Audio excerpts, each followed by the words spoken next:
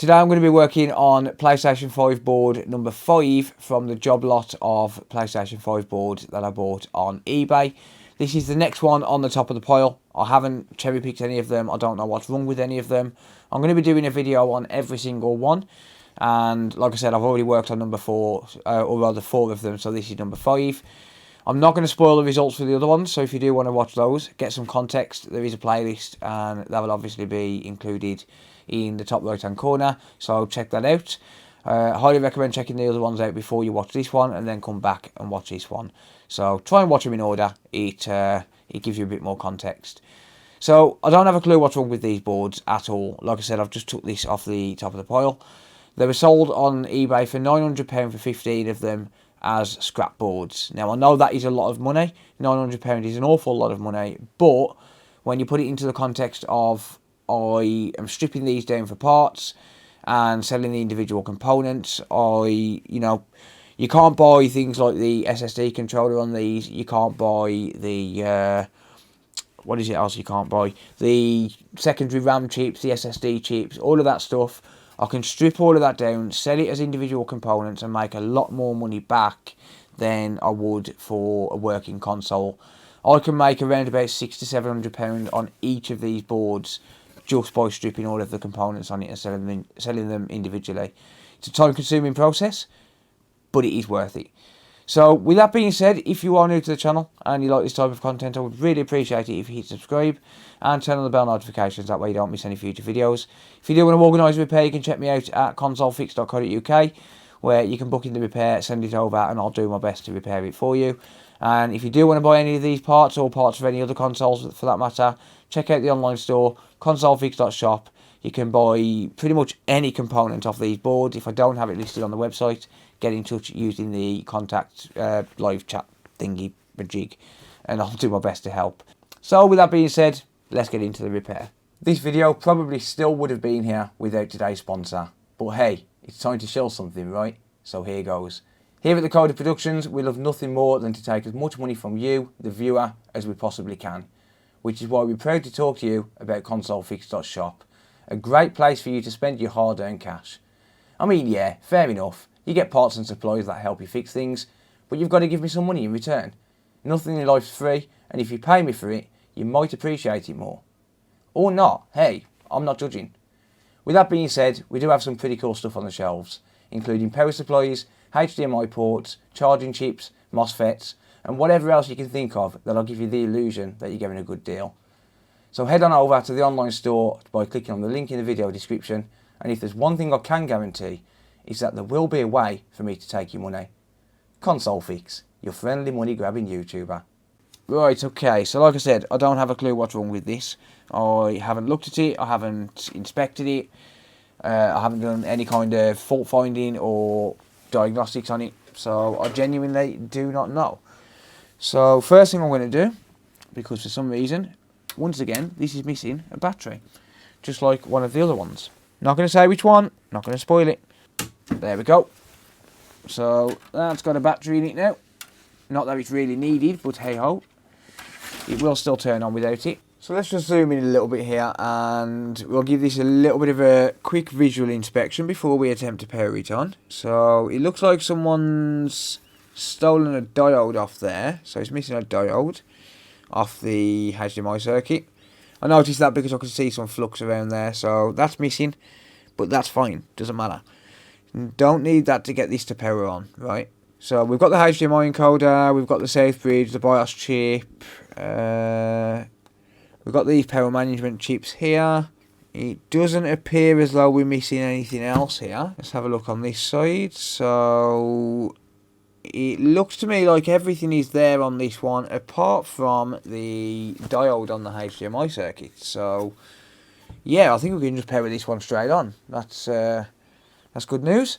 So I'll get a test rig set up here. This is an EDM 010, and that's on there. So let's get that off there. So some of these boards have got this this thermal pad on them. I think I've got my opinion on what this is, and I will say I believe this is for some sort of bracing, to be honest. I don't believe it's for cooling, because they took it off on another board or they included it on some boards and took it off other boards. So I think it's some sort of bracing mechanism, to be quite honest. I'm not 100% sure, I can't say for certain, but that's my opinion. But never mind. So I'm going to pop a heatsink on here just to keep it cool. So as you can see, because I'm working on these as boards only, I do have a quick rig setup. Right, let's see if it turns on.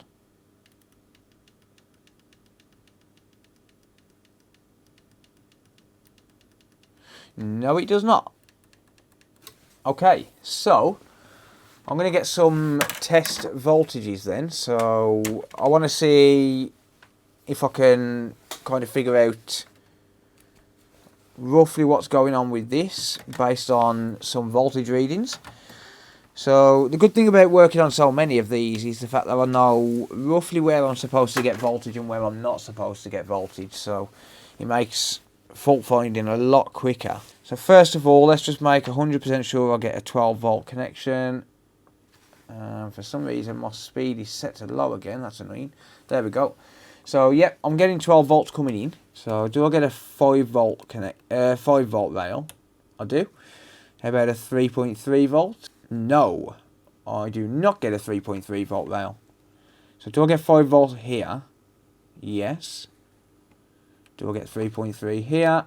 No. Okay, so I'm missing the 3.3 volt rail, which is why this isn't turning on, and it's kind of pointless going any further really, because, well, there's going to be a 5 volt there, and there's probably going to be a 2 volt there. Yep, okay.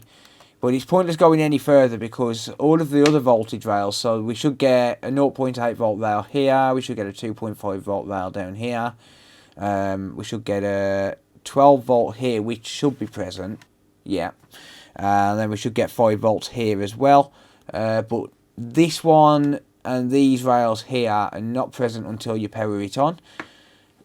And the same as the 1.1 volt rail up here as well on the south bridge. That's not going to be present until we turn it on either.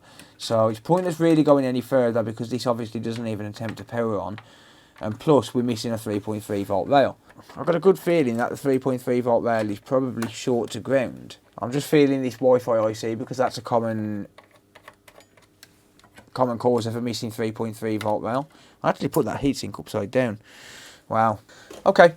So we know we're missing a 3.3 volt rail on here. So there's a couple of areas, well, there's a few areas of interest for me. So one of those areas of interest is going to be the HDMI encoder. So if we've got a missing 3.3 volt rail, that can cause it. We can also have a shorted south bridge, the CXD90061GG. We can have a shorted component around F7502. This is the SBV chip. We can have this Dialog DA9065, that can also be have a shorted component, the Wi-Fi IC, and down here as well. So around this F7501 area, these caps do fail quite often. So let's go under the microscope. Let's see roughly. Well, let's do some tests around some of these circuits and see if we can figure it out. If we can't find any shorted components, then voltage injection might be the best option. So the first area I'm going to check is going to be this one here. This is one of those SBV chips I was talking about. So let's have a look at that first. So I'm going to go into continuity mode on my multimeter.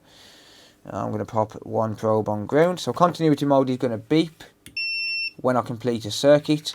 So if I've got one probe on ground and we've got a component which is shorted to ground, then that's going to complete the circuit when I touch that with the probe, and the beeping will tell me that we've got a short.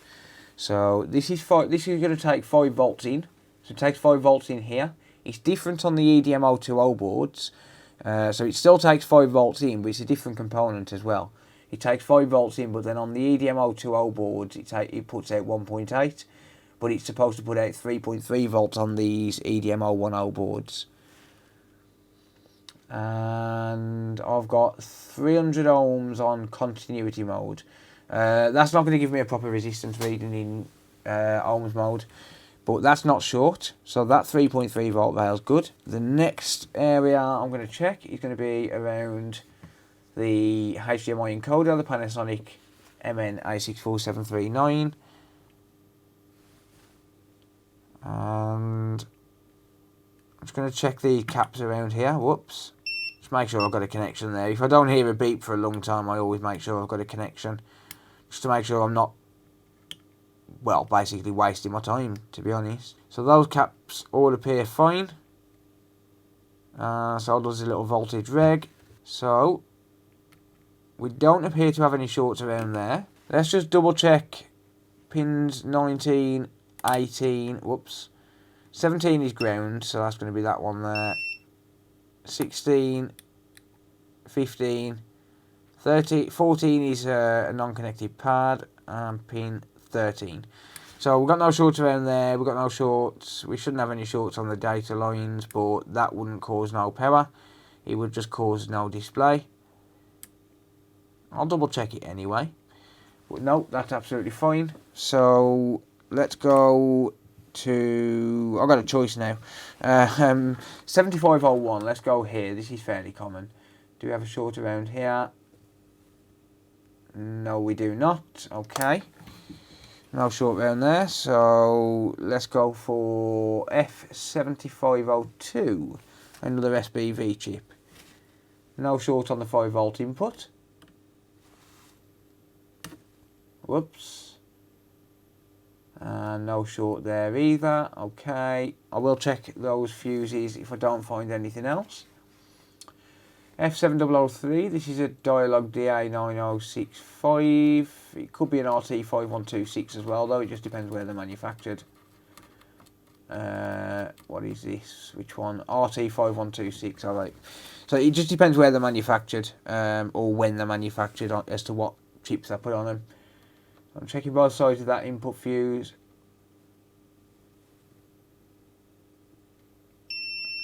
Hello. Yep, we got a short on the 5126. So from experience, this is never the chip itself which is actually bad. But one way we can quickly check that is to just break that circuit by desoldering the coil from there, the inductor. I call it a coil, it's an inductor, but yeah, you'll get used to it. You'll get used to me. But one quick way to fault find that is to just disconnect that inductor, and that'll basically break the circuit, and it'll tell me which side of the 5126 the short is on. So if we don't get a short here on this big pad, but we get a short here, then the issue is inside the chip. If we do, then chances are it's going to be, well, it could be the safe bridge for a start. It could be one of the caps behind the safe bridge. Could be the Wi-Fi IC. And there's a couple of other areas which it could be, which I don't remember off the top of my head. But just break that circuit, because obviously the coil is continuous. So if we check this now, okay, we don't get a short this side, but we do get a short that side. Alright, so I'll leave that inductor disconnected. I'll check around the Wi-Fi IC. We do have a cap which has been knocked off here, but I see that seems to be a common occurrence on these things, because that wasn't very well packaged. I mean, realistically, they are scrap boards, but I am going to have a word with the seller, because I do buy off them quite often, and I do like to try and fix these, at least just for fun. We've got no shorts on the Wi-Fi IC, or not immediately anyway, so chances are the short's probably going to be inside either inside the safe bridge or on the back of the safe bridge, to be honest. But what I'm going to do, I'm going to use a bench power supply, and I'm going to inject 1 volt into it. So I know it's a 3.3 volt rail. We could technically inject 3.3 volts, but if this rail is short to any other rail, such as the 1.1 volt or the 0.8 volt, and we inject 3.3 volts into that, then essentially what we're going to be doing is injecting 3.3 volts straight into the 1.1 or the 0.8 volt rails. We don't want to be doing that, and the reason for that is because obviously that would be catastrophic, really, for the other rails. So I'll switch back to the overhead cam, because I'm going to be using my thermal camera, and unfortunately I don't have one that I can show on the screen, so I'll have to do it through the overhead cam. But what I'm going to do, I am going to inject 1 volt, like I said, and that should in theory heat up whatever component is short, because electricity is always going to want to take the path with the least resistance to ground. Electricity is lazy, and it's going to find the easiest route to ground. So, well, I'll say it's going to take the path with the least resistance to ground. That's not true. It's going to take the path with the least resistance, and the least resistance is going to be the shorted component, because it's got a 0 ohm short to ground.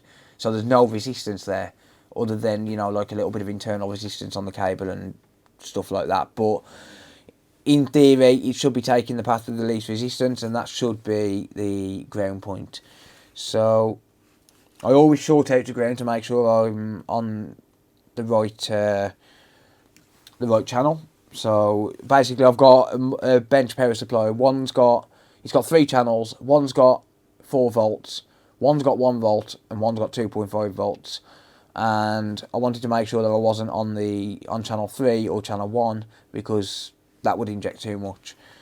So let's inject there, and we get 1.3 amps of current. Let's do this. So you guys can see that now. So this is a bench power supply I was talking about. It's an RS305D. I think they've discontinued these now, but this is a really, really good bench power supply. So I'll get 1.3 amps of current there, as you can see. And that's at 1 volt. So in theory, I should be seeing some kind of heat on this. Alright, my battery's dead, of course. Of course it is. Because why wouldn't it be? So let's charge that up while I'm using it. There we go. Alright, so... Hey! No! Turn on. Thank you. 1.3 amps of current. And that's going to increase as it gets hotter. And... Hello, Mr. Safebridge. Right, okay, that's only at 32 degrees Celsius. So it's lighting up like a Christmas tree because it's the hottest thing on the board. But that's not hot enough to be the Safebridge. If that was the Safebridge taking 1.3 amps, that would definitely be hotter than that. That's going to be a component at the back of the board. I had one like this the other day. So what I'm going to do is I'm going to solder a wire to the board, and that way then I can inject voltage, flip the board around, and I won't have to use my hand to inject voltage. So like I said, that's likely going to be a component on the back of the board and not the Safebridge itself. I could be wrong, you know, I've been wrong before, I'll be wrong again. It won't be the first time, won't be the last, all of that good stuff. However, common sense tells me that that's not hot enough to be the Safebridge. And I'm not going to sit there and reboard the Safebridge if I don't have to, because I am a lazy technician and I don't want to do it if I don't have to. I enjoy reboarding sometimes, not at 3:15 AM, and that's what time it is right now. So let's use a very oversized tip to just add some leaded solder there, and then I'm going to solder this wire straight to there.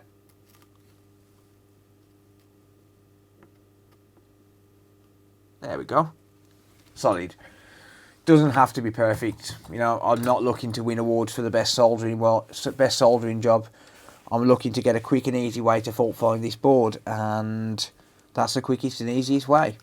So yeah, there we go. So I've got that connected to there, as you can see. And if we look now, we don't need no hands to be able to inject voltage. So what I'm going to do, I'm going to flip this board around now that I've freed up my hands. Let's allow it to cool down a little bit, but that heat is definitely coming from around here. So what I'm going to do, I'm going to get my thermal camera and I'm going to focus it on that area, so you can see the heat, the residual heat from around here now. And yep, so that's at 56 degrees Celsius, 57, bouncing up and down, but it's certainly hotter than the actual Safebridge is. The problem is the resolution on this thermal camera it's 120 by 90. It's not really going to be enough to be able to isolate the exact component, but we have something better. We have a microscope, and we also have some isopropyl alcohol. So if I just drop a little bit of isopropyl alcohol on the board, we should be able to isolate this shorted component based on what evaporates quickest. So 1.3 amps is still being drawn. It's not there. Hello.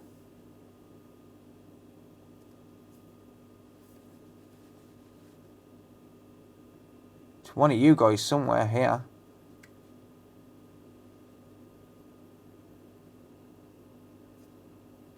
It's there. It's one of these little buggers. Haha.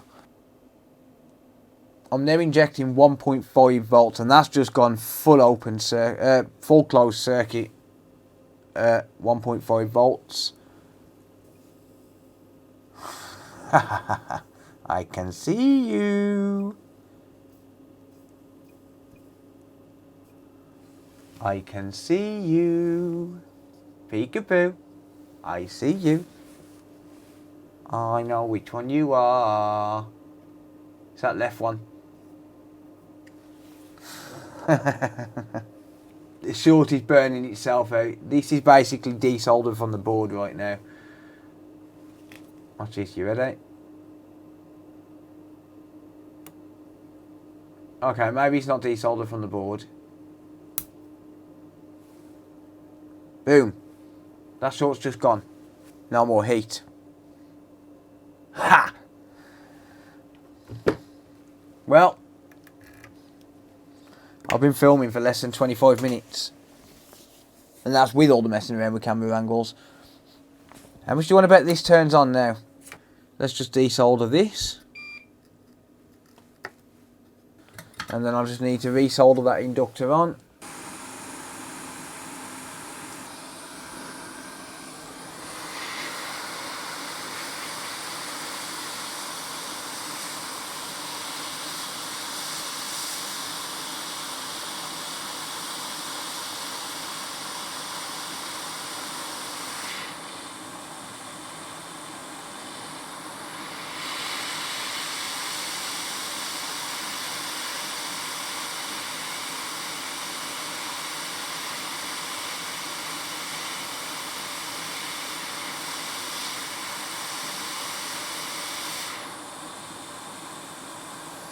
Sort them caps out.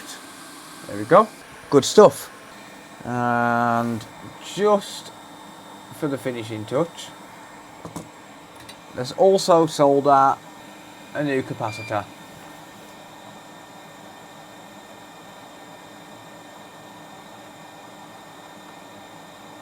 It would most certainly help if I was using the correct size tip for this.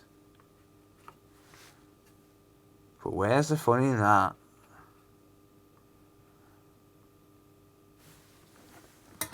We don't need no right size tip. Oh hey look, there's one that's failed in the past. First board I'll pick up, that's nice isn't it? Alright, let's grab a donor capacitor.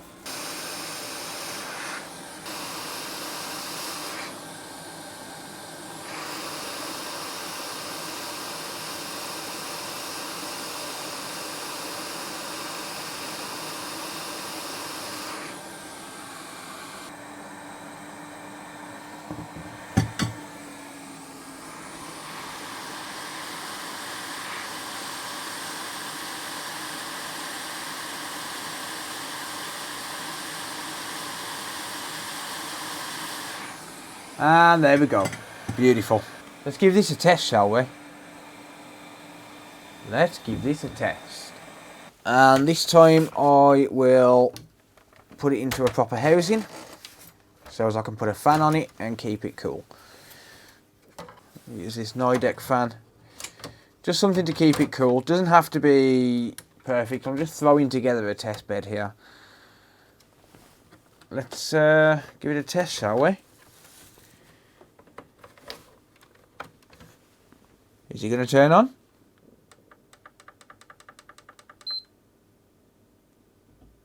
Of course it's going to turn on. Yes! That's a win. Well, actually, no, he's not. Is he going to boot? That's the question. So there you go. That's booted up. However, this fan isn't working. Ah, it is. It's just not.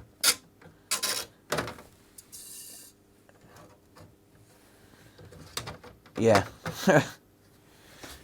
I just haven't put it together properly. Whee! Don't do that to me. Right, let's forget the fan for now. I don't really care about that. And test it on the TV. So I need to build up a proper test rig. But that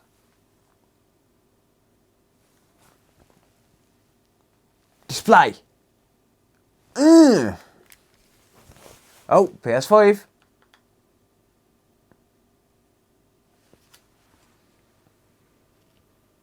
Yes. Oh yes. Okay, I'm just going to sync a controller. Hopefully it syncs. So it's charging. And it syncs, yes. What have they got on here?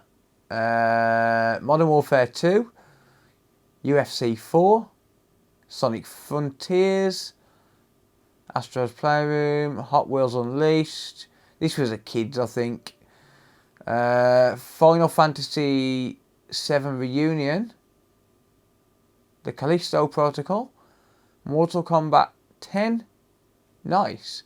Some good games on there. It's on 6.02.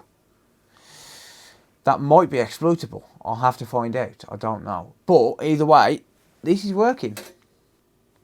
Does it connect to the internet?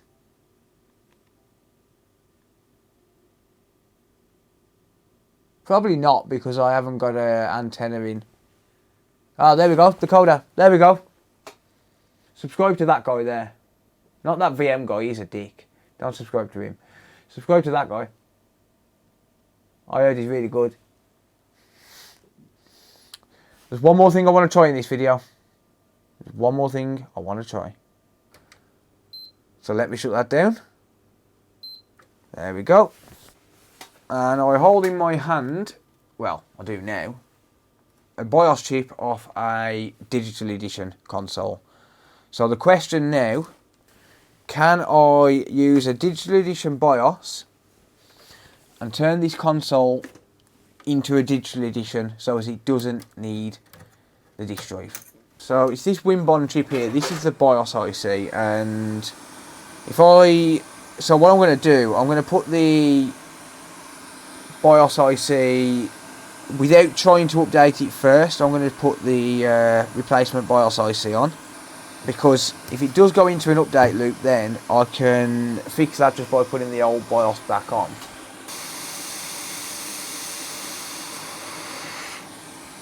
There we go, so there's the old BIOS. I'll keep that safe.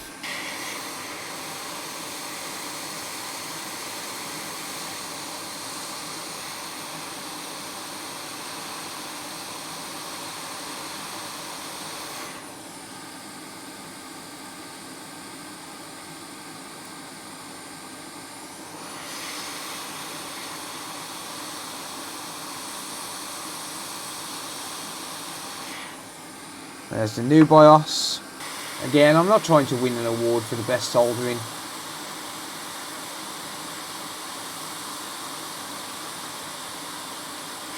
All I want to do is try and get this working. I'll clean it up if I get it working as a digital board, right? But until such time, it's pointless. Okay, there we go. So now I've got that BIOS chip on. I'm just going to set up a new test rig, one that actually fits everything in. Let's turn this on.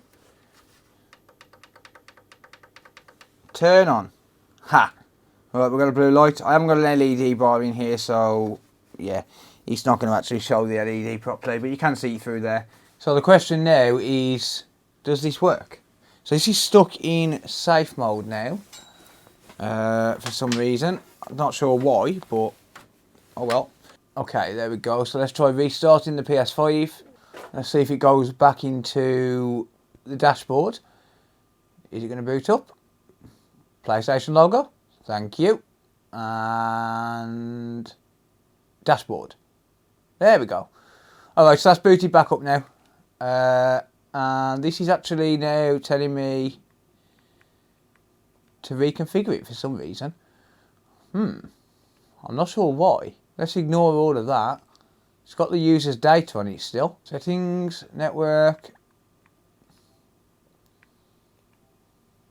Ah, it's deleted all the wireless networks. Interesting. Okay. Okay, so it's picked up that it needs an update. System info. Yep, still picking up that it's on 6.02. Update the system software using the internet. Update. Agree. Confirm. Okay, that's downloading. So I'm going to leave this to download. I'll skip through this bit, and when it actually starts to install, I'll pick up the video. Right, we are. We've literally got 8 seconds left on this, and yeah, it's just about to update. So just time to drink some coffee. Restarting your PS5. It's not mine, mate. Sorry. It's not mine. So this is normal. For it to get through this part is normal. It's the next screen which we need to get it to go through. So fingers crossed it actually goes through it, because then I can turn this into a digital console. That would be nice. To have a working digital console that I can use for testing. Let's have a look. Do we get an error? Or do we get success?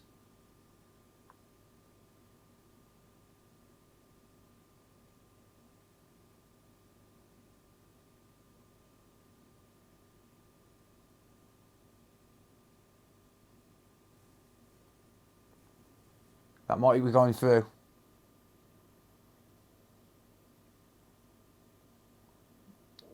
That might be going through. We might be able to use these as digital edition consoles. This is the first time I've ever done this.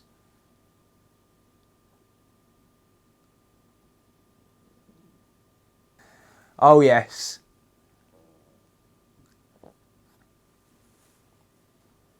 Oh yes. We just turned a completely useless board into a digital working board, and I caught it on video. Holy crap, I'm a genius. Holy crap, I'm a genius. Oh yes. No, I'm not updating the controller. Eat something, I don't know. Dude. 7.01. Let's go. I'm going to do a proper guide on this. Because I do have a way that I can potentially create chips that I could possibly provide to people who need to do this. This is huge. This is absolutely huge. This could be probably one of the most important breakthroughs I've made, personally. That is just absolutely unbelievable that I've managed to do that.